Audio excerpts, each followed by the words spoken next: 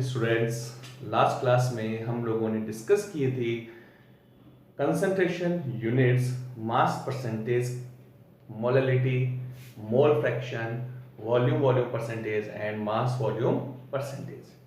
आज की क्लास में हम लोग डिस्कस करेंगे वेट वॉल्यूम यूनिट्स बेसिकली, और वेट वॉल्यूम यूनिट में फर्स्ट हम लोगों के पास है मोलैरिटी।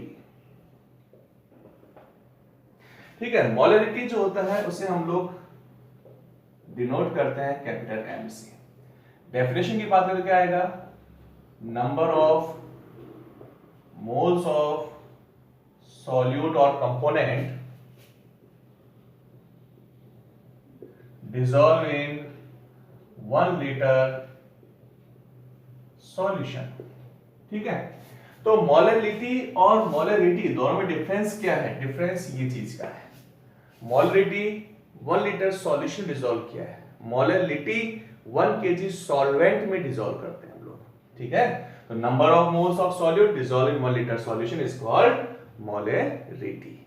ठीक है, अब देखो मोलैरिटी को हमने किससे रिप्रेजेंट किया? कैपिटल एम से। तो क्या लिखे अपन? Number of moles of solute किसमें डिसॉल्व किया? 1 लीटर सॉल्यूशन में। तो अपन क्या लिखें? Volume of solution in litre. ठीक है, number of moles of solute कैसे लिखते हैं अपन? तो मोल्स ऑफ सॉल्यूट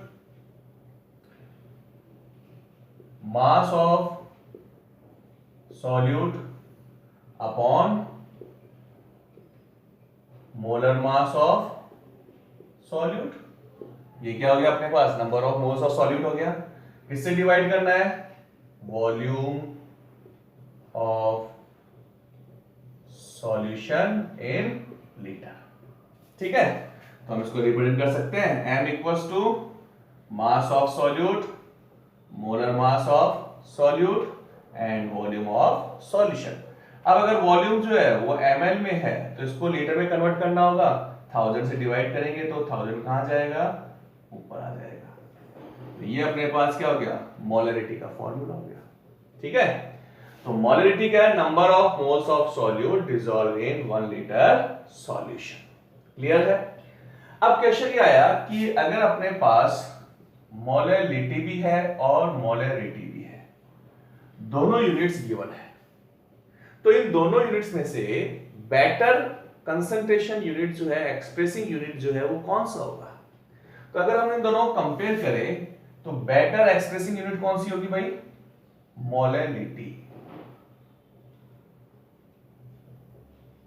रीजन देखो, दोनों के फॉर्मूले को कंपेयर करते हैं। ये मोलैलिटी का फॉर्मूला है और ये मोलैलिटी का फॉर्मूला है, m मल्टीप्लाई W2 मल्टीप्लाई 1000। केवल ये चेंज हुआ है, यहां वॉल्यूम था, यहां क्या था? मास ऑफ सॉल्वेंट था। ठीक है, तो देखो वॉल्यूम जो होता है वो टेम्परेचर के साथ वेरी करता है। ठीक है, टेम्परेचर के साथ चेंज होता है वॉल्यूम। अगर टेम्परेचर इंक्रीज कर रहे हैं वॉल्यूम इंक्रीज होता है, बेसिकली अपन बात करते हैं।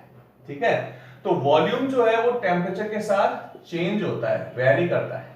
बट जो मास होता है उस पे मास पे टेम्परेचर का कोई इफेक्ट नहीं होता। इसका मतलब कि अगर अपन किसी सॉल्यूशन के लिए अगर टेम्परेचर की कंडीशन चेंज कर दें तो उस केस में हो सकता है मोलैलिटी में चेंजेस हो जाए, लेकिन अगर मोलैलिटी है तो हमेशा क्या रहेगा? कांस्टेंट रहेगा। तो अपने पास बेटर एक्सप्रेसिंग यूनिट कौन सा हो गया? मोलैलिटी। मोलैलिटी जो है वो बेटर एक्सप्रेसिंग यूनिट है कंसंट्रेशन के लिए कंपेयर टू मोलैलिटी। ठीक है, तो फर्स्ट क्वेश्चन तो ये हो गया। सेकंड पॉइंट देखें अपन, which is more concentrate solution between 1m and 1m। दोनों में से किसका कंसंट्रेशन ज्यादा होगा? कौन से सॉल्यूशन का कंसंट्रेशन ज्यादा होगा? तो देखो बच्चों, यहां पर 1 मोल जो है, नंबर ऑफ मोल्स जो है 1 मोल है, उसे हम 1 kg सॉल्वेंट में डिसॉल्व कर रहे हैं। इंडिविजुअल सॉल्वेंट कितना है? 1 kg है, जबकि यहां पर सॉल्यूशन है 1 लीटर जिसमें सॉल्यूट भी है और सॉल्वेंट भी है, यानी 1 मोल सॉल्यूट भी है और बाकी जो रिमेनिंग पार्ट है वो सॉल्वेंट है। तो बताओ दोनों में से सॉल्वेंट का अमाउंट ज्यादा किसमें है? सॉल्वेंट का अमाउंट ज्यादा है मोलैलिटी में। जिसमें सॉल्वेंट का अमाउंट ज्यादा होगा उसमें कंसंट्रेशन क्या हो जाएगी? कम हो जाएगी। तो हम लोग क्या कह सकते हैं कि 1 m solution is more concentrated than 1 m solution। ठीक है, तो दोनों को कंपेयर कर सकते हैं अपन इजीली। ये हम लोगों ने इसको कंपेयर कर दिया। क्लियर है? ठीक है, अब देखो एक क्वेश्चन करते हैं हम लोग। सपोज क्वेश्चन है calculate the molarity of pure water. क्या है question? Calculate the molarity of pure water और इसके लिए डेंसिटी गिवन है अपने पास D equals to 1 gram ml inverse. ठीक है, अब प्योर वाटर का मोलरिटी कैलकुलेट करना है तो अपने पास क्या है? मोलरिटी का फॉर्मूला होता है नंबर ऑफ मोल्स और वॉल्यूम भी। ठीक, तो सबसे पहला काम तो क्या करें अपन? डेंसिटी इक्वल्स टू क्या होता है? मास अपॉन वॉल्यूम होता है। ठीक है, डेंसिटी इक्वल्स टू क्या है? Mass upon volume. अपने पास जो प्योर वाटर है, ठीक है, तो प्योर वाटर अपन कितना ले रहे हैं? मिनिमम लेते हैं अपन 1 लीटर। तो 1 लीटर प्योर वाटर के अंदर जो मास होता है वो कितना होता है? 1000 ग्राम। ये हम लोगों ने अज्यूम कर रखा है। तो मेरे पास वाटर का मास कितना है? 1000 ग्राम है। वॉल्यूम में वो कैलकुलेट करना है। डेंसिटी मेरे पास कितनी है?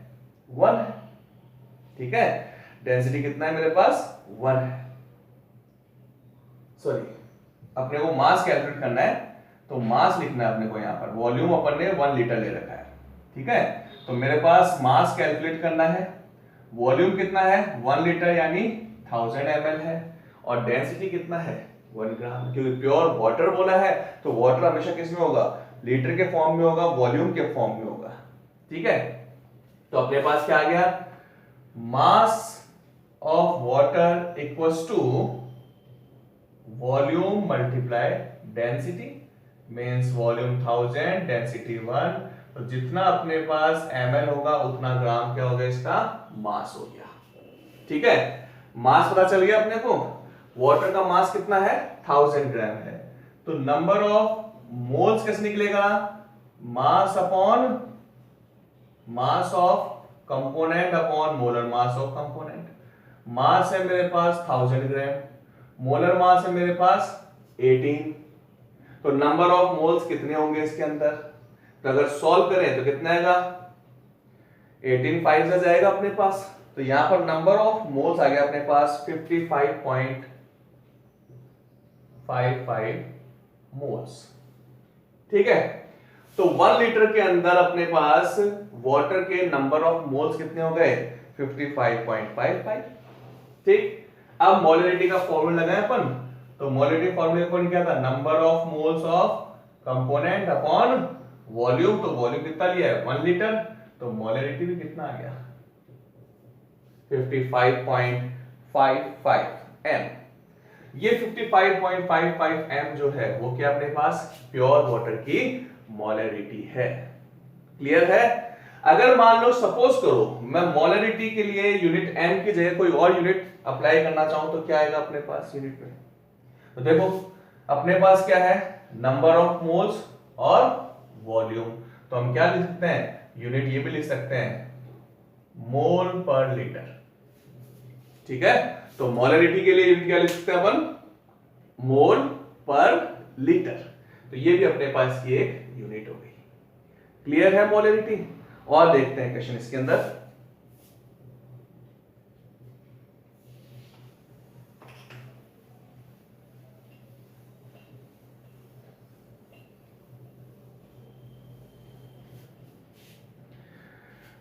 एक और क्वेश्चन करें अपन इसके अंदर। सपोज अपने पास क्वेश्चन गिवन है 6.3 ग्राम क्रिस्टलाइन ऑक्जेलिक एसिड, ठीक है। यहां पर लिखे हाइड्रेटेड क्रिस्टलाइन ऑक्सैलिक एसिड। अब ऑक्सैलिक एसिड C2H2O4.2H2, ठीक है। हाइड्रेटेड क्रिस्टलाइन ऑक्सैलिक एसिड लिया हुआ है, ठीक है। Dissolve in 500 ml aqueous solution, aqueous solution, ठीक है। dissolve in 500 ml aqueous solution if density equals to 1.01 gram ml inverse, किसकी है? सॉल्यूशन का डेंसिटी है। Then calculate molarity. अब हमको मोलरिटी कैलकुलेट करना है, तो मोलरिटी के लिए क्या फॉर्मूला था अपने पास भाई? m equals to number of moles of solute.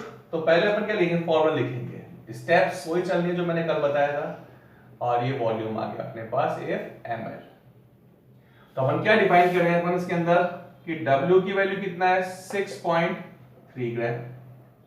Molar mass of solute कितना है? देखो C2H2O4.2H2, तो 2 कार्बन है 12, 2 हाइड्रोजन है 1, 4 ऑक्सीजन है 16 प्लस 2 H2O, तो एक H2O कितना होता है?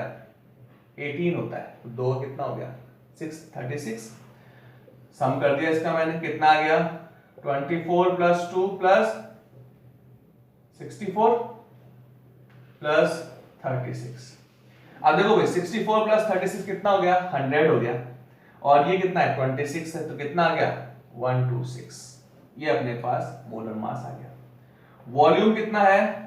500 ml गिवन है, इसको लीटर में कन्वर्ट कर लेंगे, तो मोलरिटी कितना आएगा? Molarity equals to 6.3 multiply 100,000 upon 126 multiply 500। Solve कर दो, 500 टू जा 1000, ये अपन इसका डेसिमल रिमूव कर दे, 10 आ गया, 63 टू जा 126, 2 से 2 कैंसिल हो गया, 0.1 m आ गया, ठीक है।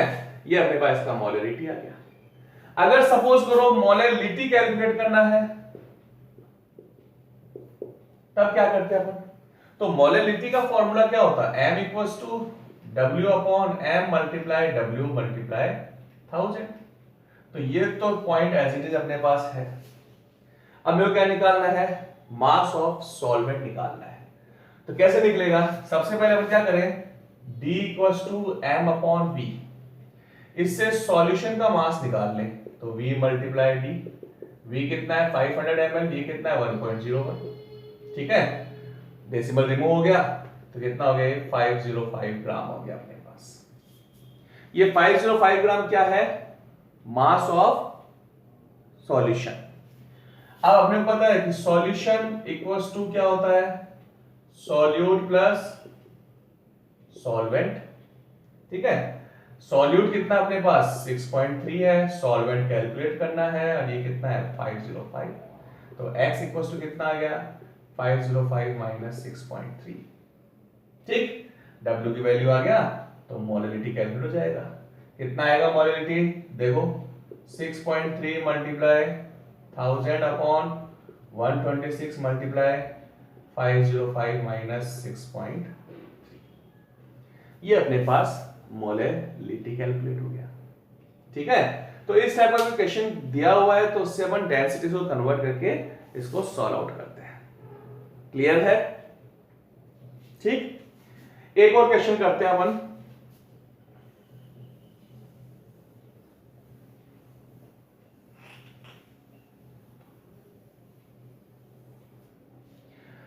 क्वेश्चन है how many ml of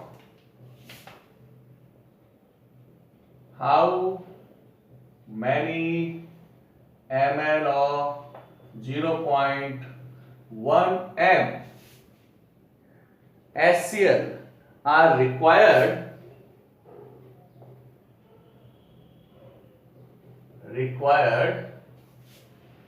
to react completely with react completely with 1 gram mixture of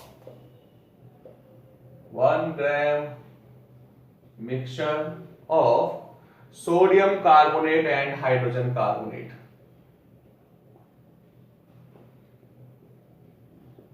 And hydrogen carbonate containing equimolar amount. Containing equimolar amount. ठीक है, ऑफ 2। अब देखो इसने क्या कहा कि 1 ग्राम मिक्सचर जो है उसमें सोडियम कार्बोनेट और हाइड्रोजन कार्बोनेट दोनों का इक्विमोलर अमाउंट है। तो मैंने क्या कहा कि suppose mass of sodium carbonate equals to x, then mass of sodium hydrogen carbonate equals to 1 minus x।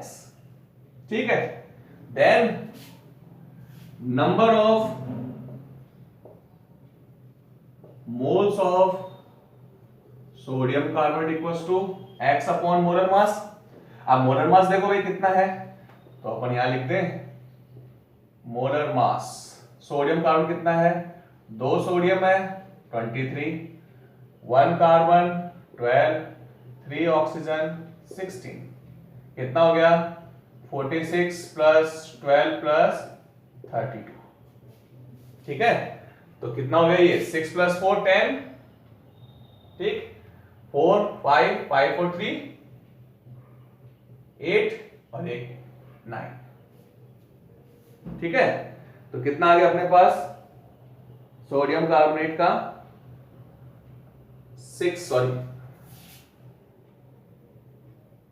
48 होगा ये, है ना, 48 है। तो 48 है, 8 प्लस 2 10, 10 प्लस 6 16। ठीक है, और फिर कितना जाएगा अपने पास यहाँ पर 8 प्लस 9 और 1 10, 106। और हाइड्रोजन कार्बन कितना होगा 23 प्लस 1 प्लस 12 प्लस 48। ठीक है, 8 प्लस 2 10, 11, 11 प्लस 3 कितना हो गया अपने पास 14। ठीक है, तो 14 का 4, 1 कैरी कर लिया अपन ने, 5 प्लस 6, 6 प्लस 2 8, 84 हो गया। क्लियर है, तो number of mole of sodium carbon कितना आ गया 106। Number of moles of sodium hydrogen carbon कितना आएगा 1 माइनस एक्स अपॉन 84।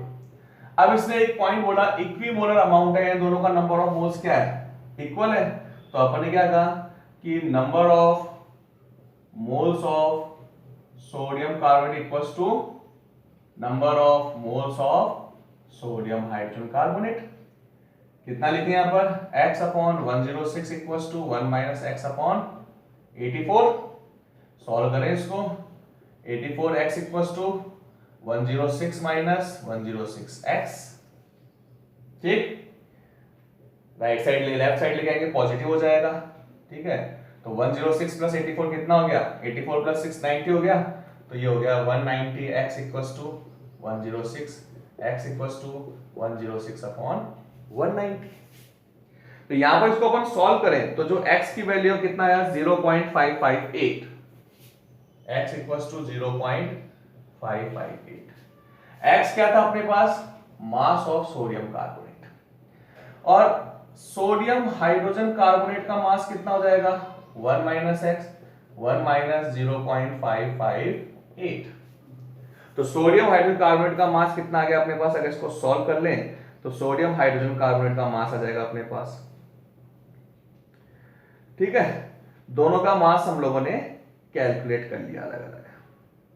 यहां पर x का वैल्यू है 0.558, इसमें से लेस करते हैं अपन इसको, तो लेस करेंगे कितना आएगा 1.000, 0.558, 10 में से 8 को लेस किया 2, 9 में से 4, 9 में से 5 गया तो 4, 0.442। ठीक है, तो ये अपने पास क्या गया इसका एक्चुअल मास आ गया। देखो न्यूमेरिकल थोड़ा लेंथी है ये, क्यों, क्योंकि इसके अंदर पहले अपने इक्विवोलेंट से अपन ने इनका मास कैलकुलेट किया। अब अपन इसका एक्चुअल नंबर ऑफ मोल्स निकालेंगे। तो एक्चुअल नंबर ऑफ मोल्स कैसे निकलेगा भाई, 0.558 अपॉन 106 और इसका कितना आएगा 0.442 अपॉन 84। तो इससे अपने सॉल्व किया तो इसका जो नंबर ऑफ मोल्स है वो नंबर ऑफ मोल्स कितना आएगा अपने पास 0.00526। ये अपने पास नंबर ऑफ मोल्स आ गया क्योंकि इक्विमोलर है तो यहां भी नंबर ऑफ मोल्स क्या आएगा सेम आएगा। ठीक है, तो यहां पर हम लोगों ने इसका नंबर ऑफ मोल्स जो है वो कैलकुलेट कर लिया।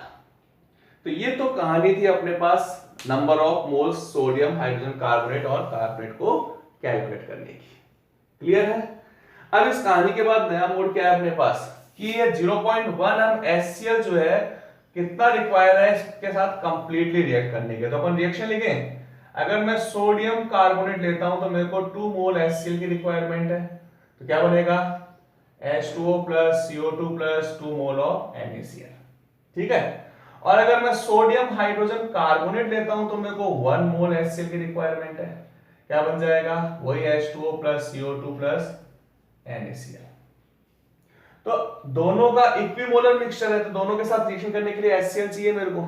तो टोटल कितने मोल HCl चाहिए मेरे को 3 मोल HCl चाहिए। एग्जैक्ट वैल्यू चाहिए जो कंप्लीटली रिएक्ट करे। तो सोडियम कार्बोनेट का नंबर ऑफ मोल कितना 0.00526। इसके साथ HCl की रिएक्शन करनी है अपने पास तो कितने मोल HCl की रिक्वायरमेंट है 2 मोल HCl और 0.00526 नंबर ऑफ मोल्स चाहिए।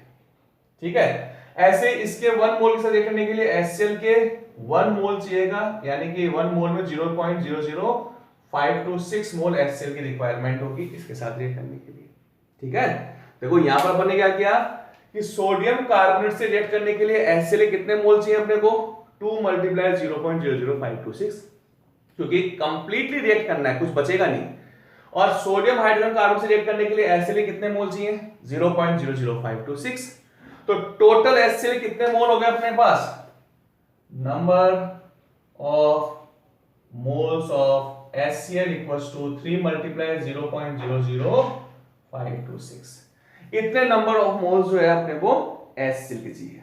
ठीक है, तो इसको अगर हम मल्टीप्लाई कर दें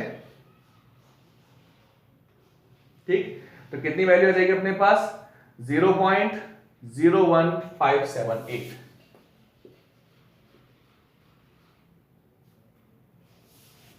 ठीक है, 0.1578 मोल्स की रिक्वायरमेंट है HCl के जो इसके साथ कंप्लीटली रिएक्ट करे। अब अपने पास लास्ट पॉइंट क्या आया कि अपने पास HCl का ऑलरेडी मोलरिटी गिवन है कितना 0.1 है और 0.1 है मोलरिटी इसका मतलब 0.1 मोल HCl 1 लीटर में डिसॉल्व किया है। ठीक है, जितना नंबर ऑफ मोल्स है number of mole dissolving 1 litre. तो अगर सॉल्यूशन 1 लीटर है तो जो नंबर ऑफ मोल्स है वही क्या होता है मोलरिटी होता है। तो अपन ने क्या कहा कि 0.1 m HCl के अंदर HCl का नंबर ऑफ मोल कितना है 0.1 मोल है।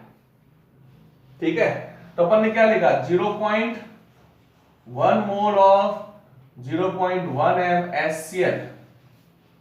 ठीक है, 0.1 mole of 0.1 m HCl is present in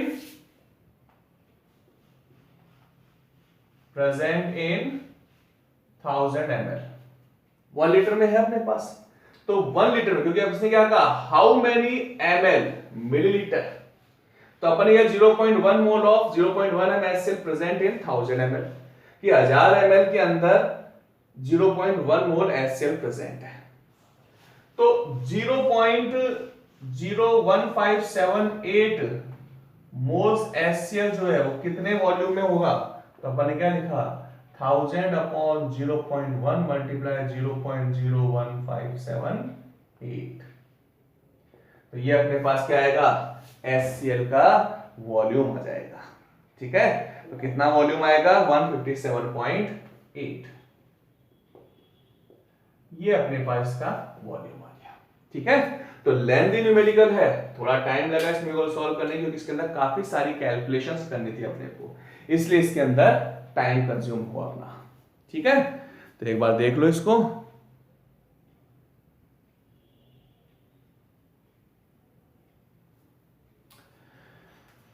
last concentration unit करते हैं अब हम लोग फटाफट, नॉर्मेलिटी।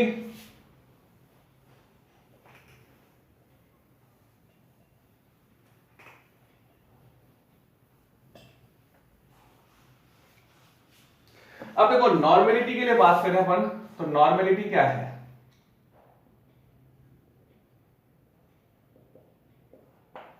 जहां अपन बात करते हैं नॉर्मेलिटी की, तो नॉर्मेलिटी के अंदर अपने पास डेफिनेशन की टर्म जो है वो चेंज हो जाती है। ठीक है, नॉर्मेलिटी में हम लोग क्या नोट करेंगे इसके अंदर? Number of gram equivalent of solute, number of gram equivalent of solute dissolved or present in 1 liter solution. Number of gram equivalent of solute present in 1 liter solution, ठीक है, is called normality. अब अपने पास क्या है, normality को n से represent किया तो क्या लिखा? Number of gram equivalent of solute upon volume of solution in liter. Gram equivalent weight क्या होता है अपने पास? Number of gram equivalent of solute. तो इसको सॉल्व करें अपन तो क्या आएगा अपने पास? तो ग्राम इक्विवेलेंट ऑफ सॉल्यूट क्या होता है? मास of solute upon equivalent mass, mass of solute upon equivalent mass multiply volume of solution in litre. अब ये जो इक्विवेलेंट मास है, ये सारे अलग अलग कंपाउंड्स के लिए अलग अलग तरीके से हम लोग कैलकुलेट करते हैं। ठीक है, कैसे कैलकुलेट करेंगे? अगर अपने पास सपोज करो एसिड और बेस है, तो एसिड के लिए हम लोग निकालते हैं बेसिसिटी, और बेस के लिए क्या कैलकुलेट करते हैं अपन? एसिडिटी। बेसिसिटी मतलब number of H plus ion जो रिलीज हुआ है वो होता है बेसिसिटी, और नंबर ऑफ हाइड्रोक्साइड आयन जो रिलीज होता है उसे बोलते हैं हम लोग एसिडिटी।